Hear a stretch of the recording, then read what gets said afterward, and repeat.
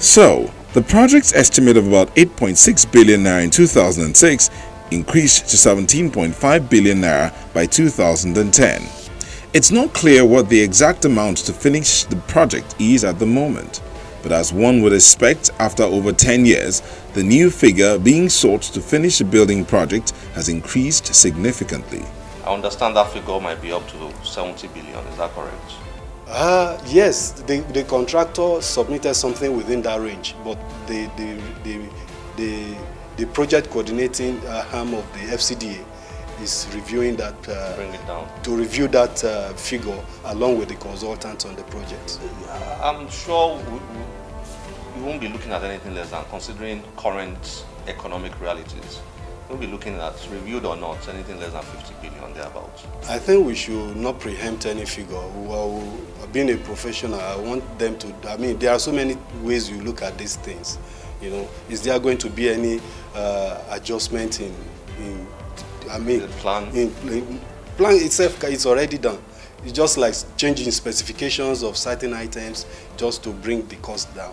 And nobody's really sure of the costs. Well, like you rightly said, you would think that it should still be within that region, 50 billion, yes. Budgeting for a project is one thing. Actually allocating money for it is an entirely different thing. Right from the very beginning, funds have been barely committed to the project.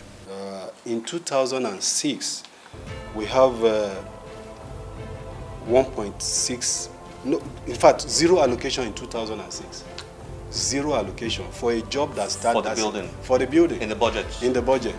In 2005, we have 1.7 budgeted. Because before the federal government, the Federal Executive Council will approve a project, there must be a sign of budgetary allocation. So on the strength of what was budgeted in 25, that is 1.7. That was it was on the strength of that figure that this building got the project got approved for commencement in 2006. Now, the following year, for a project that is going to cost you 8.5 and you have 22, let's say 2 years contract period, a budget of half a billion was given. Half a billion? Half a billion. Out of that half a billion, 213 million was released. What? So there is a difference between the budgetary allocation figure and the amount that will be released the actual at the end of the day. So, and none of them was close to the actual budget for the project. Those are the challenges. I mean, those are the challenges, and that's just a year. That's the way the thing is structured over the years.